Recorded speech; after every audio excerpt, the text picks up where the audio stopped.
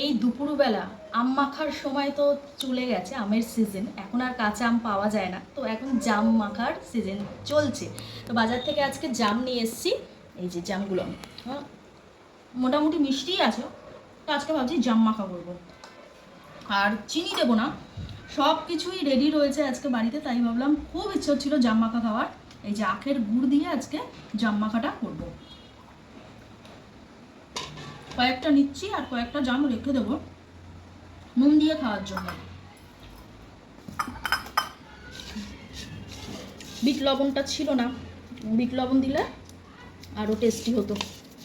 তবে জামটা মোটামুটি ভালোই মিষ্টি আছে। নুন দিচ্ছি, কাসুন্দিটা একদম শেষের দিকে, একটু কাসুন্দি, এরপরে কাঁচা লঙ্কাটা, তারপরে একটু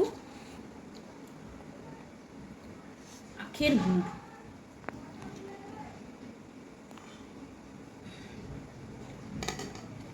এরপরে লঙ্কাটাকে এইভাবে ভেঙে,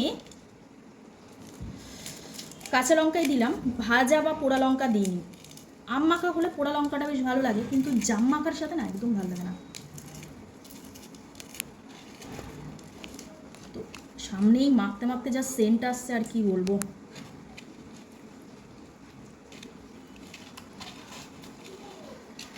তোমরা যারা যারা জাম মাখা খেতে ভালোবাসো ঝটপট করে একবার কমেন্টস করো। তো এই গরমে জাম মাখা আম মাখা এগুলো খুব উপকারী। মুখের রুচিবোধটাও ছেড়ে যায়, মানে কোনো কিছু খেতে ইচ্ছা না করলে না, ধরো কোনো কিছু খেতে ইচ্ছা করছে না, বলে না সেই তেতো খেলে মুখের রুচিটা ফেরে, সেরকম এই জামটা খেলে মুখের রুচিটাও ফেরে।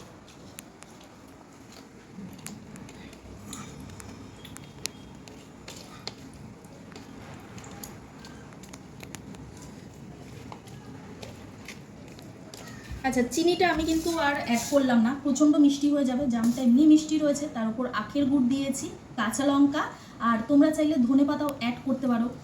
এবার আমি খেয়ে দেখি কীরকম লাগছে। দেখো, গুড় অ্যাড করলে না এইরকম এই ঝোল টাইপের আসে, যেটা প্রচণ্ড টেস্টি হয়। চিনিতে কিন্তু সেই জিনিসটা আসে না। তো তোমরাও চেষ্টা করবে চিনির বদলে যদি আখের গুড় থাকে তাহলে আখের গুড় দিয়ে খাওয়ার জন্য। তো চলো এবার খাই। দারুণ দারুণ, ও ফাটাফাটি লাগছে।